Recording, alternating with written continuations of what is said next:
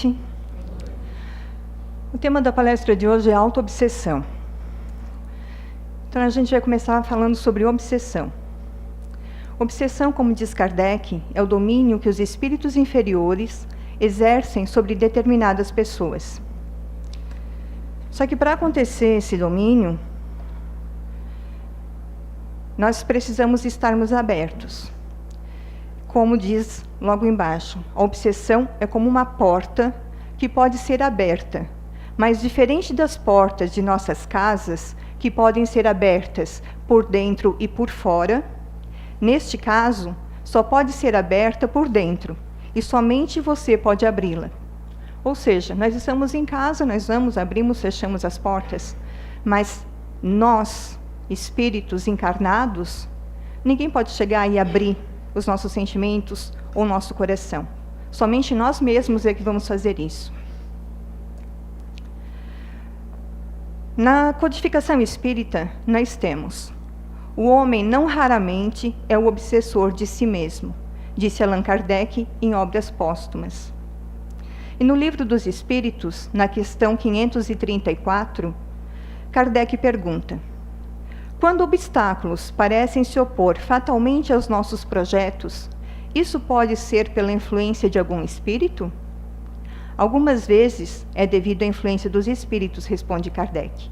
Mas na maioria das vezes são os próprios homens que erram na elaboração e na execução de seus projetos. A posição e o caráter da pessoa influenciam muito nesses casos. Se alguém insiste em seguir um caminho que não é o seu, os espíritos nada têm a ver com isso. O homem é o seu próprio mau espírito. Agora que a gente viu só um pedacinho sobre obsessão, nós vamos então entrar no tema de hoje.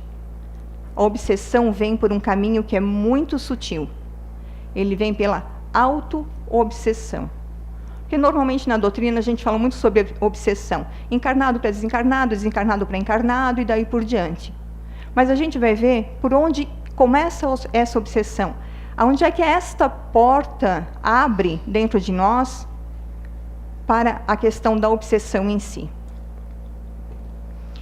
A autoobsessão, a mente da pessoa se encontra em uma condição doentia semelhante a neuroses.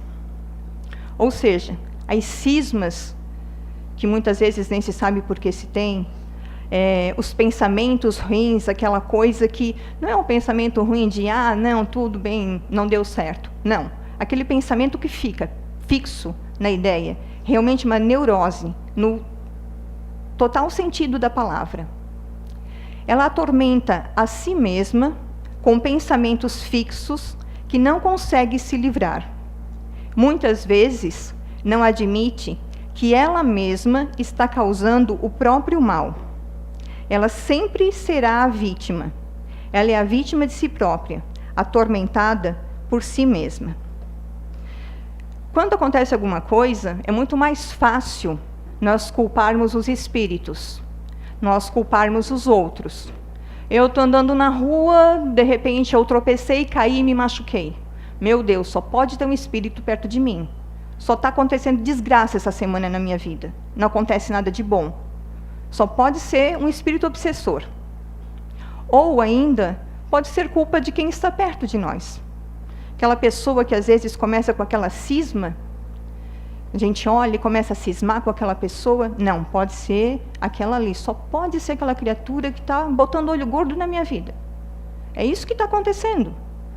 Eu não sou a culpada de repente, sair e não estar prestando atenção e ter tropeçado e caído. Não, tem que ser um espírito obsessor que fez isso comigo.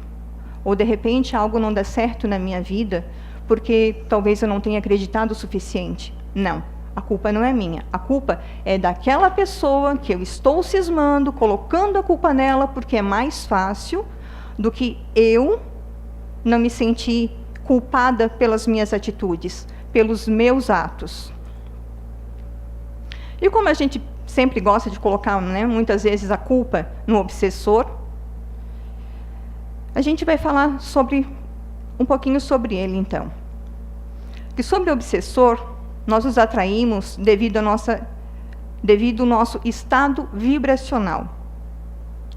Ou seja, de acordo com os meus sentimentos, a energia que eu estou tendo é o que eu vou estar atraindo para mim.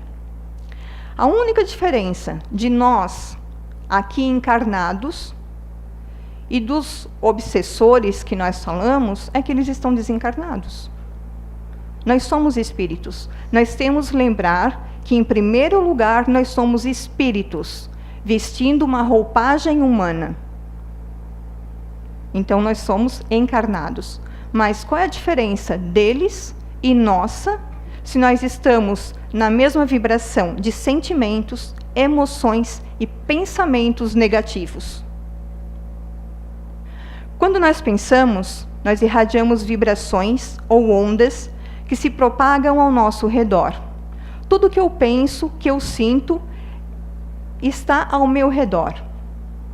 Emitimos pensamentos e, ao mesmo tempo, captamos pensamentos dos outros, desde que estejamos vibrando na mesma sintonia espiritual de outra fonte emissora. Ou seja, eu tenho os meus pensamentos, a Dora tem os dela. Os meus pensamentos são energia, eles estão vibrando ao meu redor. A Dora, a mesma coisa. Ela tem os pensamentos dela, estão vibrando ao redor dela. Se por algum motivo nós estamos tendo o mesmo tipo de pensamentos, que estamos falando então na autoobsessão, vamos pegar os pensamentos negativos, o que vai acontecer? Aquela vibração dela vai fortalecer a minha vibração negativa. E pode ser vice-versa. Mas é culpa dela? Não. Os pensamentos, as energias negativas estarem próximas de mim, é culpa de alguém que está vibrando? Não. Estão ali? Estão. Alguém está passando muitas vezes pela mesma dificuldade que eu? Sim. Mas eu estar trazendo esse tipo de vibração para mim é única e exclusivamente minha culpa.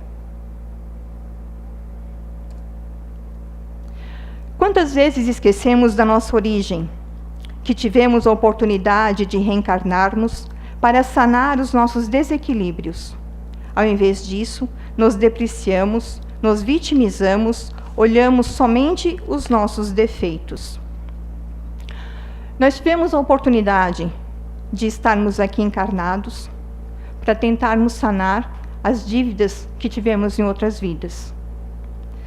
Em vez de nós agradecermos a chance de estarmos aqui, enquanto tantos outros irmãos do outro lado estão esperando para reencarnar, nós muitas vezes acabamos entrando na questão da vitimização.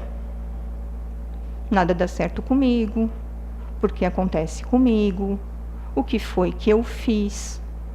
Eu esqueço que Deus, Ele me permitiu estar aqui. Exatamente como um pai que afaga o filho, que perdoa, Deus também nos perdoa das coisas negativas e erradas que fizemos e ainda nos dá a chance de reencarnarmos para tentarmos sanar essas dívidas que nós tivemos em outras vidas. Por que não pensar no positivo? Por que sempre entrar nessa questão do desequilíbrio? Quantas vezes nós mantemos uma conduta, um comportamento obsessivo, querendo algo, alguém, que nem sempre vai ao encontro da nossa missão evolutiva aqui na Terra?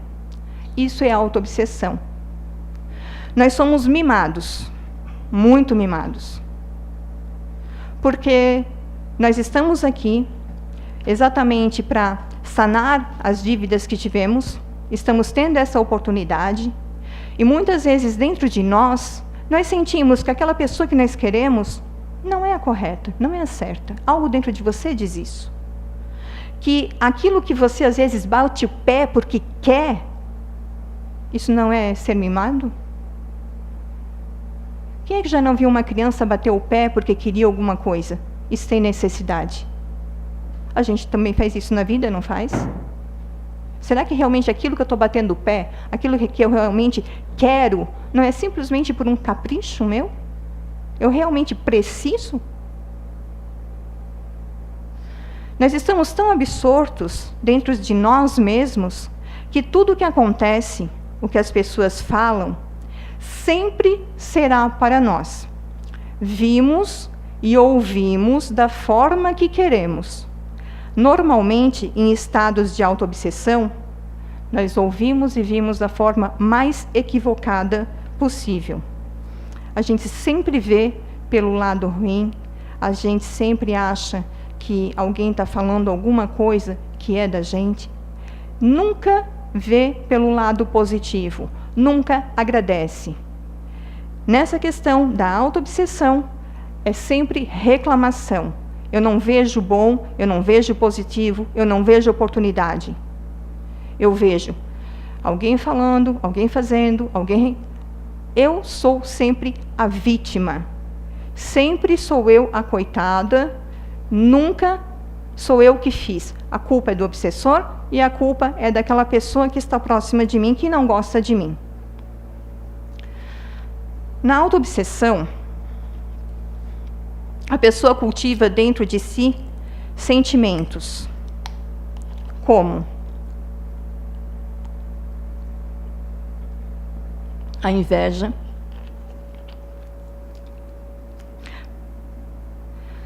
meu irmão está tendo uma situação econômica mais tranquila, conseguiu comprar uma casa, está conseguindo colocar ordem nas coisas, encontrou uma pessoa, ele está muito feliz. Mas eu também estou feliz por causa dele, é meu irmão. Mas, ao mesmo tempo, eu fico com inveja. Por que ele conseguiu mais fácil do que eu? Por que agora que ele conseguiu, a casa dele é melhor do que a minha? Por que ele conseguiu aquela esposa que entende ele melhor do que a minha? Tudo do meu irmão passa a ser melhor que o meu. Então eu passo a ter inveja dele. E isso vai me trazer a infelicidade. Dentro da autoobsessão também existe o sentimento do ciúme. Ah, mas ciúme é normal. Tudo bem, o ciúme é normal. O casal está andando, de repente estão numa festa, alguém olha, até pelo fato de achar a pessoa bonita, sendo a esposa ou o marido, não olha com malícia, mas aí a esposa ou o marido já fica, opa, quem é? Por que está te olhando? Olhou por quê? Sorriu por quê? Isso já não é mais um ciúme, isso já é um ciúme patológico, uma neurose que você está criando dentro de você. Existem realmente motivos para que, de repente, você esteja andando na rua e alguém olha, ou de repente o seu marido ou sua esposa passa e olha para a pessoa, na verdade nem olha. Muitas vezes nós estamos andando olhando para o nada e quem está do seu lado acha que você olhou. Na verdade você nem estava prestando atenção naquela pessoa. Aí o que ela vai começar? Vai implicar. Novamente, por que você olhou? Era mais bonita que eu? Está fazendo o quê? Não está me respeitando? Isso é ciúme? Não. Pessoa, para começar, não é um objeto seu. Ela é um ser humano que está ali, junto com você. Se ela está com você, é porque ela lhe respeita e lhe ama. Quem respeita e ama, não trai. A questão da inferioridade. São tantos os motivos, às vezes, né, que são totalmente tolos e a gente se acha inferior.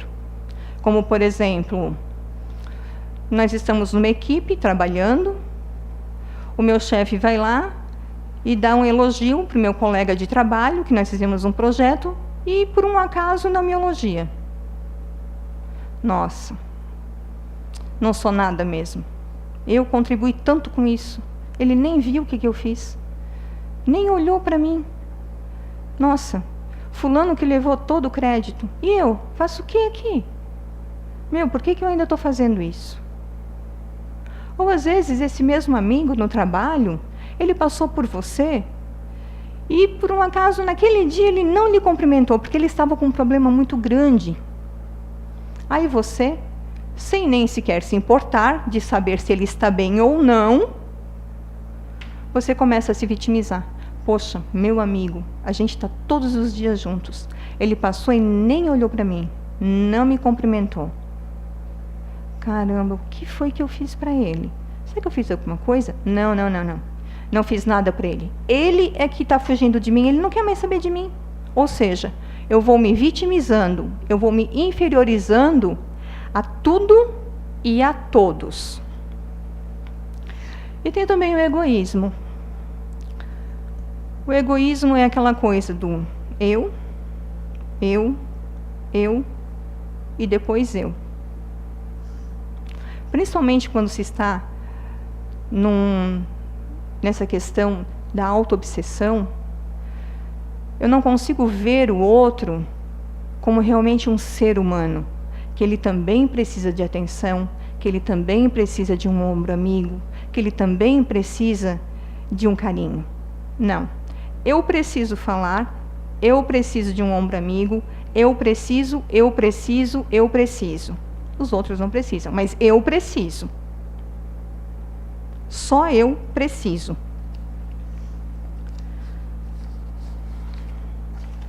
E a gente tem o orgulho.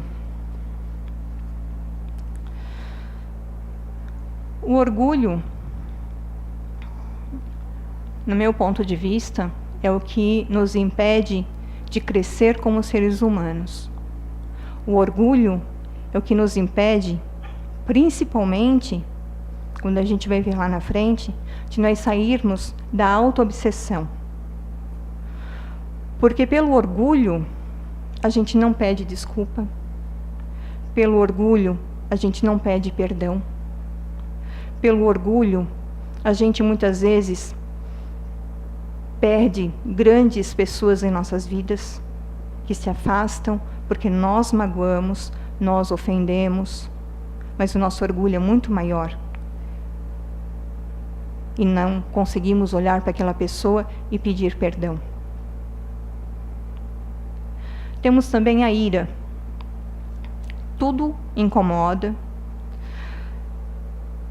tudo é um motivo para explosões de raiva, que na verdade é uma forma que nós encontramos também de arrogância, né? De culparmos o outro. Essas explosões que nós temos muitas vezes de raiva, seja no trabalho, seja dentro de casa, seja nas redes sociais. Ah, mas como é que eu vou explodir nas redes sociais? Quantas vezes está lá olhando uma rede social e aí a pessoa, uma simples frase, a pessoa vai lá e faz uns comentários de todo o tamanho. Há necessidade? Uma rede social é essa a função dela? Eu preciso expor a minha vida numa rede social? Mostrar como é que eu estou emocionalmente? E os medos excessivos? Esses medos excessivos, na verdade, eles fazem com que a gente ache que tudo que der errado na nossa vida é culpa dos desencarnados ou dessas pessoas que normalmente nós estamos cismando com elas. Como a gente passa a ter esses sentimentos negativos, achando que a culpa é de um ou que a culpa é de outro, na verdade, o que a gente faz? Uma autossabotagem. Ah, eu não vou fazer isso porque o fulano lá que está fazendo, olhando tal, não vai dar certo. Eu acabo não fazendo, mas a culpa não é minha que eu não fiz. A culpa é dele, que por causa dele eu não fiz. Eu estou sabotando, eu estou me sabotando. A culpa não é do outro, é minha, única e exclusivamente minha. São pessoas voltadas para si mesmas, preocupados excessivamente com doenças. Aqui, Não sei se de repente alguém já aconteceu isso, ou tem parentes, conhecidos, amigos. Aquela pessoa que às vezes ela está negativa, que ela não está se sentindo bem, e que ela vai ao médico, faz exame, toma medicação, porque o médico já nem sabe mais, né? Acaba dando a medicação e não tem nada. Alguém conhece alguém assim? Pois é. Porque, na verdade, o problema que não estou me sentindo bem, estou fazendo uma coisa, estou fazendo outra, ele vai refletir no nosso corpo físico. Só que quando a gente vai ao médico, por causa desses problemas que são muito mais emocionais, o que acontece? Não é achado nenhuma doença, digamos assim. Por quê? Porque nós, espíritos, sentimentos, emoções, nós não estamos bem. Então, é isso que vai acontecer. Pessoas hipocondríacas que vão estar o tempo todo procurando o médico, que não vai encontrar alguma doença e que vai acabar tomando medicação. Se o médico não dá medicação, mas vai na farmácia e se automedica. Sofrem por antecipação. Vamos continuar então nessa questão ali do médico. Aí essa pessoa foi no médico, o médico disse assim, então vamos fazer alguns exames. Vamos ver então o que você tem. Aí faz alguns exames, não tem nada, os exames estão todos bem. Aí o médico diz assim, então nós vamos pedir alguns exames mais aprofundados. Esses exames vão demorar uns 20 dias para ficar pronto. Aí a pessoa vai lá, faz os exames, mas nesses 20 dias ela vai estar sofrendo por antecipação. Nesses 20 dias, ela vai entrar numa neurose de pensamento negativo, que na cabeça dela, ela já pensou que ela pode ter tudo. Desde uma encefaleia, que na verdade é uma enxaqueca, né? Crônica, que tudo pode ser crônico dentro dela, até um câncer. Então, são 20 dias com pensamentos negativos, atraindo energias negativas, que ela vai estar sofrendo antecipadamente, para daí pegar o resultado do exame, ir no médico, e o médico dizer, não, você está perfeitamente saudável, você não tem nada. Dramatizam os fatos do cotidiano. Uma das questões, por exemplo, vamos pegar o exemplo lá do início, eu tropecei e caí. Aconteceu, caiu, um fato que aconteceu no teu dia a dia, mas aí eu vou conversar com alguém, não, tu nem sabe o que aconteceu comigo. Eu caí, ralei todo o meu joelho, me machuquei, tive que ir lá para o postinho, pedir para eles me dar um remédio, porque eu não aguentava mais de dor. É engraçado, né? Mas acontece. Entre outras coisas que acontecem no dia a dia, que para a pessoa, aquela coisa que é tão pequenininha e banal para nós, para ela se torna uma coisa assim enorme, monstruosa. Só que quando a pessoa está nesse processo da autoobsessão, nessa questão da vitimização, que ela já cristalizou as ideias, os pensamentos, ela vive aquilo. Mesmo que de repente ela só tenha caído e não tenha machucado tanto e não esteja doendo, como ela diz, na mente dela a dor é horrível. Ela está sentindo aquela dor. Por quê? Porque mentalmente ela fixou a dor no pensamento dela. E cultivando o coitadismo, o sentimento de autopiedade. Eu não posso, eu não consigo. Mas você vai melhorar. Mas eu não consigo melhorar. Não, mas vamos lá, eu te ajudo. Você vai conseguir sair dessa. Mas eu não sei, eu não posso ir lá agora. Sabe, eu não posso, eu tenho outras coisas para fazer. Não posso ir agora. Será que não pode? Ou eu estou, muitas vezes, gostando de me vitimizar, sem saber aonde a vitimização vai me levar?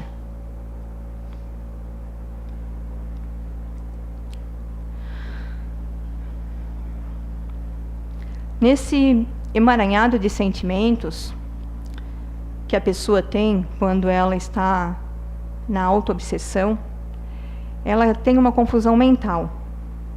que é exatamente isso que a história do cair e ela sentia a dor.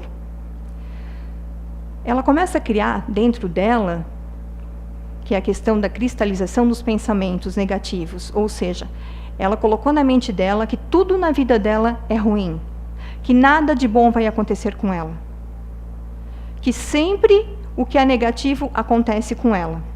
Então ela cristaliza esses sentimentos e esses pensamentos negativos.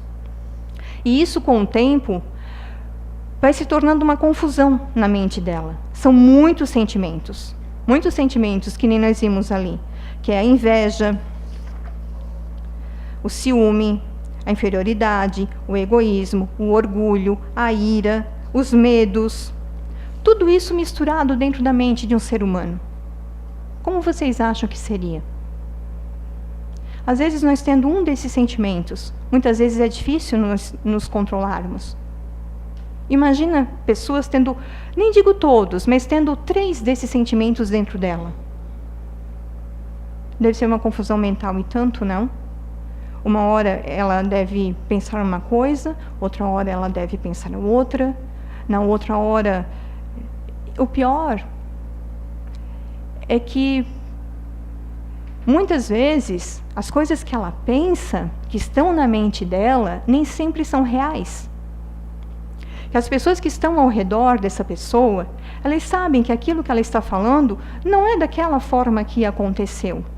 Ou que aquilo lá aumentou um pouco, que aquilo lá não é toda a verdade.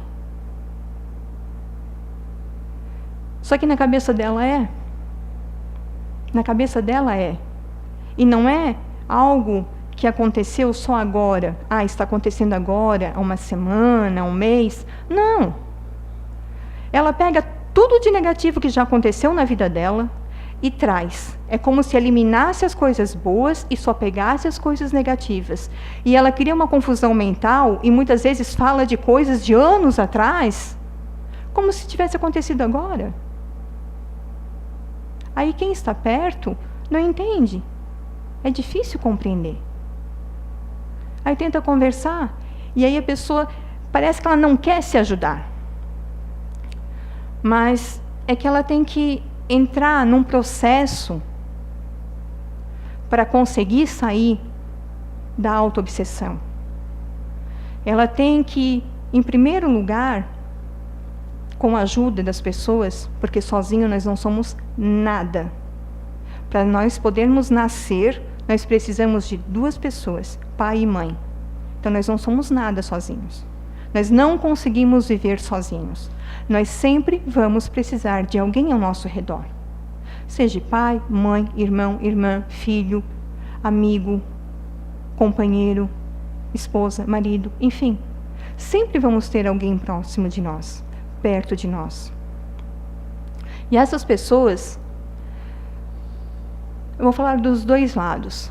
A pessoa que está auto-obsediada, ela vai ter que, aos poucos, baixando a guarda e ir voltando, aceitando as coisas da forma que elas realmente são, que aí é onde vai entrar o remorso.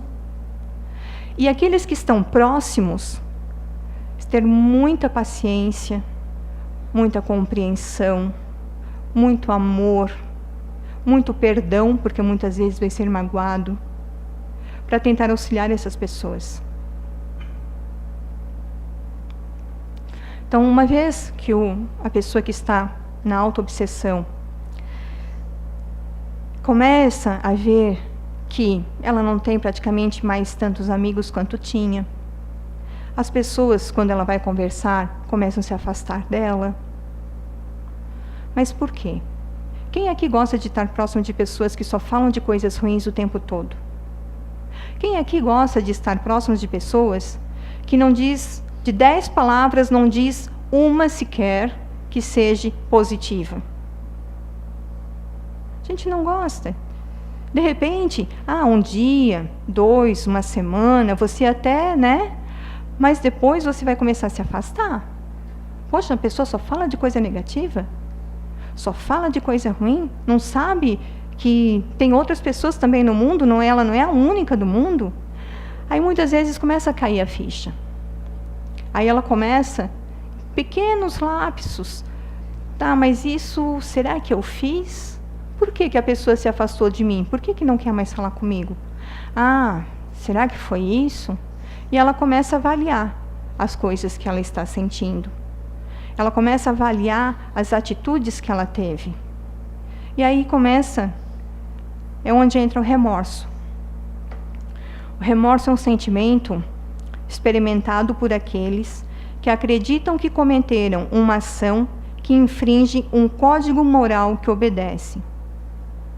O remorso é mais intenso que a tristeza e implica em estado de longo prazo. Ou seja, a pessoa, quando ela começa a ter noção das coisas que ela fez, das mágoas que ela criou, das ofensas que ela falou e daí por diante, que começa a vir o remorso, ela começa a sentir dentro dela uma tristeza muito grande. Quando nós, por um acaso, no dia a dia, a gente acaba brigando com o marido, e a gente sabe que nem precisava daquela briga daquele tamanho, uma coisa tão pequena, a gente chega e pede desculpa, pelo menos pelo correto, a questão moral seria a gente pedir desculpa. Aí você imagina um sentimento grande, aquela confusão mental toda dentro da pessoa, e aí ela começa a sentir o remorso. Imagine o tamanho da tristeza que ela vai sentir dentro dela. É muito grande. E não vai ser em uma semana, um mês, 2 meses, que essa tristeza ela vai começar a sumir. Não, vai demorar mais tempo, se ela se ajudar também. Isso vem da consciência de termos agido mal, ou seja, ela começa a perceber que aquela atitude que ela teve não era correta, que ela agiu mal com outra pessoa. E geralmente vem acompanhado de arrependimento, culpa e lamentação. Ela se arrepende das coisas que ela fez, ela sente culpa pelas coisas que ela fez ou que ela deixou de fazer, e ela se lamenta por essas coisas que ela fez. Então, são processos que vai acontecendo dentro dessa pessoa. Ela se arrepende, já é um grande passo, que é o reconhecer. Aí ela vê que ela foi a culpada daquela atitude. E aí ela começa a se lamentar. Mas por que ela se lamenta? Por causa da tristeza que ela está sentindo dentro dela. E o remorso é um sentimento sobre os acontecimentos e atitudes do passado. É a sensação do que não era para ser dito e do que não era para ser feito. Lembrando que não é o passado de uma semana, de um mês. É um passado longe. A pessoa busca sentimentos, atitudes que ela teve de muito tempo atrás. Quando ela começa a ter essa questão do remorso, que ela vai reconhecendo, que ela vai assumindo a responsabilidade pelos atos que ela cometeu, aí vem o arrependimento. Arrependimento é uma palavra de origem grega e significa conversão, mudança de direção, mudança de mente, mudança de atitudes, de temperamentos, de caráter trabalhado e evoluído. Então, arrependimento, às vezes a gente usa a palavra arrependimento de uma forma tão banal, Ah, me arrependi. Tá, se arrependeu do quê? Você se arrependeu e vai mudar as suas atitudes?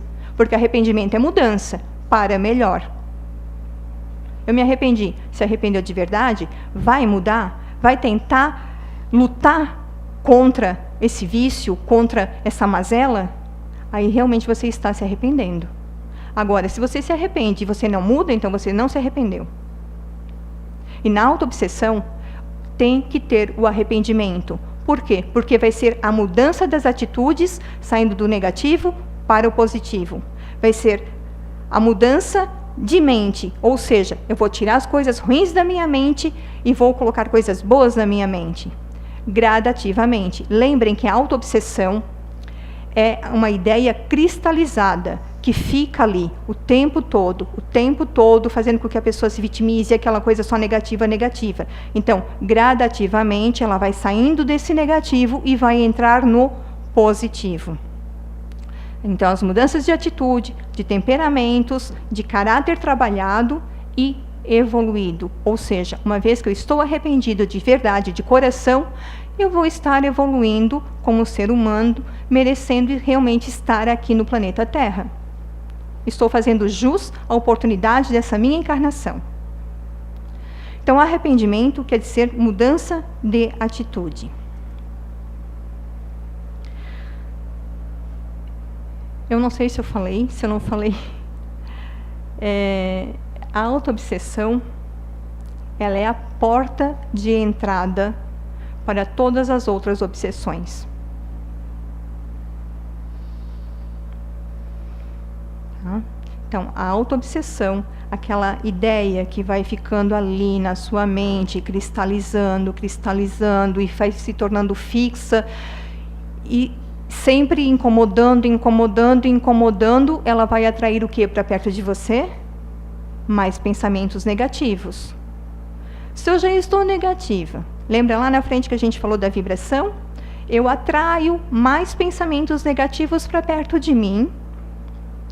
Eu estou numa redoma que eu mesma me fecho dentro de mim, eu me vitimizo, estou dentro de uma redoma de pensamentos negativos. Eu vou fazer o que então? Atrair irmãozinhos desencarnados que ficarão próximos de mim. Por isso que a autoobsessão é a porta de entrada para qualquer obsessão. Ah, mas como é que eu faço para não ficar auto-obsediada? Desculpa, mas não existe nenhuma receita de bolo. Por quê? Porque nós somos únicos. Cada um aqui é um espírito. Cada um aqui teve vidas passadas, então tem uma bagagem de outras vidas. Tem a sua vivência dessa vida também. Então, o que é bom para mim, pode não ser para vocês. O que é bom para vocês, pode não ser bom para mim. O que a gente pode fazer? A oração. Oração em todos os momentos. Oração é o bem mais precioso, é o remédio que Deus, Jesus, veio nos ensinar. O amor, a oração.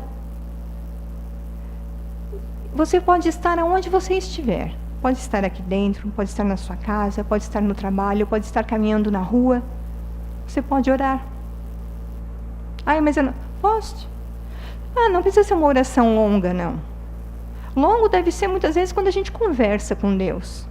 Aí você vai conversar com Ele, você vai fazer seus questionamentos, seu anjo da guarda vai estar ali inspirando você, muitas vezes as respostas estão ali.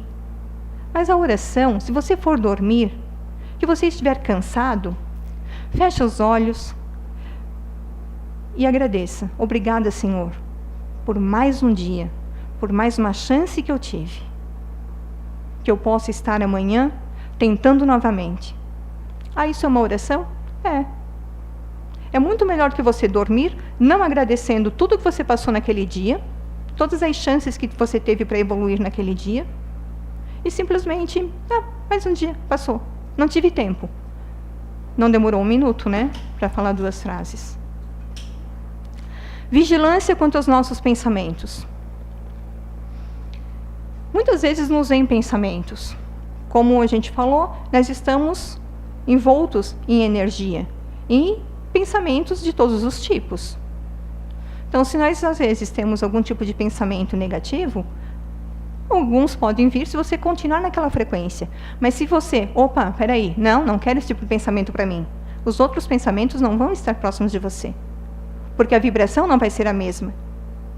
Então, a vigilância dos pensamentos, ela tem que ser constante. Não aquele pensamento de assim, não, meu Deus, olha ali. Não. Aquele pensamento que eu tenho hoje, aí eu passo a ter amanhã. Vou pegar a questão lá da inveja. Poxa, meu irmão, que bom, né? Olha só que legal. Comprou a casa dele. Aí amanhã eu lembro, poxa, meu irmão comprou a casa dele, que legal. mas o meu legal já não foi tão legal. Aí no terceiro dia eu penso de novo. Poxa, meu irmão comprou, mas será como é que ele comprou? Será que ele não passou a perna em alguém, não? E assim vai. E se eu não prestar atenção no primeiro dia que eu tive esse pensamento, e aí eu tive no segundo, no terceiro eu já estou tendo pensamentos negativos. Então, vigiar os nossos pensamentos é primordial nas nossas vidas.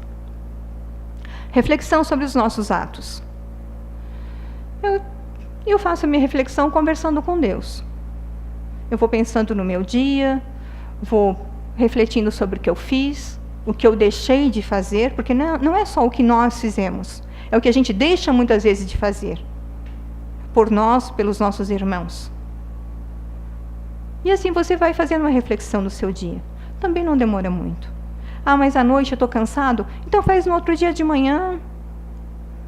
Ou faça de 2 em 2 dias, uma vez por semana, mas faça, para saber exatamente como estão os seus atos e as suas atitudes. Meditação, ali faltou um B, sobre os nossos conflitos interiores. Dentro de nós sempre vão existir conflitos. Faço, não faço. Sou, não sou. É, não é. Então a gente tem que parar e tem que pensar. A primeira frase que eu uso muito é: se eu estivesse no lugar da pessoa que eu vou fazer, eu ia querer que fizesse para mim? É se colocar no lugar do outro. Eu gostaria que fizesse para mim? Meditar sobre isso. Porque muitas vezes, se nós não soubermos os conflitos que estão dentro de nós, nós vamos pegar esses sentimentos e jogar aos outros.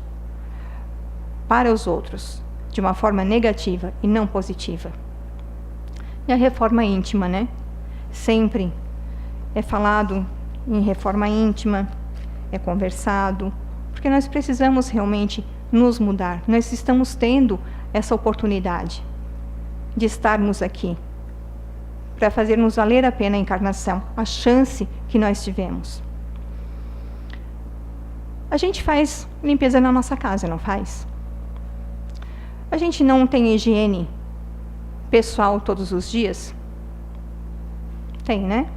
Todo mundo aqui, eu acho, toma banho, escova os dentes, né? Pois é. E por que a gente não pode ter uma higiene mental? Por que eu não posso limpar a minha casa mental? Tirar os pensamentos negativos, tirar a vitimização, parar, em primeiro lugar, de reclamar de tudo. Se tem sol é porque tem sol, se tem chuva é porque está chovendo. O que eu estou fazendo, afinal de contas? Eu quero sol, mas se tem sol eu reclamo. Se tem chuva, é bom, mas ao mesmo tempo eu não queria que estivesse chovendo. Ah, eu queria tanto sair de casa. Aí vem um amigo, um marido, esposa, um filho, enfim, te convida para tomar um café.